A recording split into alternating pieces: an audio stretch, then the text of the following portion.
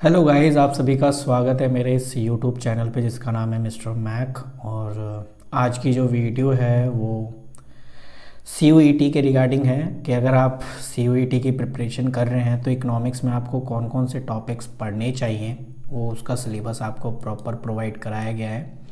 तो ये सिलेबस है आपके। तो एक बार हम सिलेबस देख लेते हैं इकोनॉमिक्स का, जिसका कोड है आपका 309। इससे पहले मैंने अकाउंट्स के लिए भी बता रखा है कि अकाउंट्स में आपको क्या क्या पढ़ना है, तो उसको भी हम प्रॉपर तरीके से देखेंगे।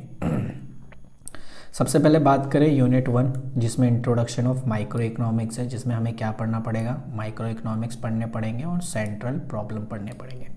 ये 11th की बुक्स में आपको मिल जाएंगी। कंज्यूमर बिहेवियर, ये भी आपको 11th की बुक में मिलेगा, डिमांड वगैरह। तो जैसे ही आपका कंज्यूमर इक्विलिब्रियम हो गया, डिमांड हो गया, ये सब कंप्लीट कर लोगे, तब आपका मैक्रो इकोनॉमिक्स आएगा, जो कि 12th में आपने पढ़ रहे हो या अभी पढ़ाई चल ही रही है और आप रिवीजन भी कर रहे हो।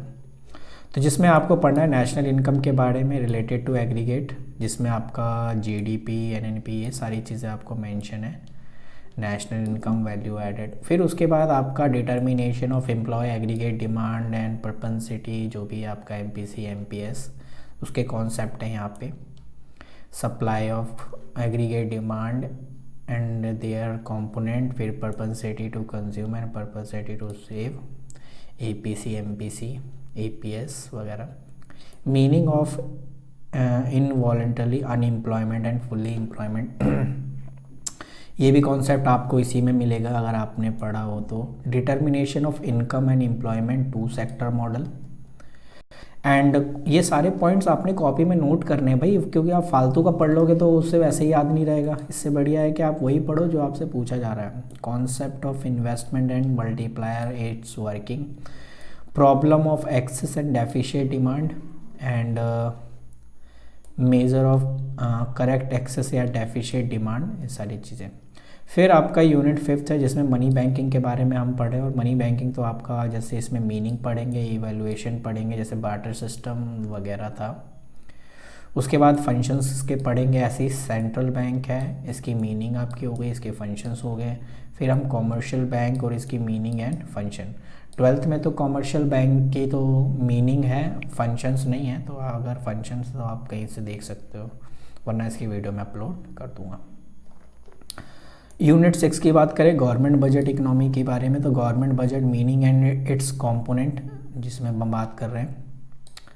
बजट्स, गवर्नमेंट बजट में पढ़ेंगे objective of budget government, classification, receipt, revenue, capital expenditure, revenue and capital plan and non plan development. Balance budget के बारे में पढ़ेंगे, सरप्लस बजट के बारे में पढ़ेंगे, डेफिशिएट बजट के बारे में पढ़ेंगे प्रॉपर। रेवेन्यू डेफिशिएट के बारे में पढ़ेंगे, फिजिकल डेफिशिएट, प्राइमरी डेफिशिएट क्या होता है, ये बहुत ही इंपॉर्टेंट टॉपिक है और इसमें से क्वेश्चन आपके पेपर में ज़रूर पूछेंगे। उसके बाद आपके यूनिट 2 है, जिसमें बैलेंस ऑफ पेमेंट है, और ये मैक्रो का आपका लास्ट चैप्टर है अगर आप उसमें देखोगे, जिसमें हम फॉरेन एक्सचेंज रेट के बारे में पढ़ेंगे। मीनिंग है, मेरिट, डीमेरिट्स है। बैलेंस ऑफ पेमेंट है, जिसमें मीनिंग एंड इस कॉम्पोनेंट है, and brief analysis and recent exchange rate issue है। एंड इंडियन इकोनॉमी, जैसा कि 12th में इंडियन इकोनॉमी भी पढ़ते हैं, जिसमें डेवलपमेंट की बात करें 1947 से लेके 1990 तक। फिर 1991 में जो है रिफॉर्म हुआ, उसमें क्या चेंजेस आए।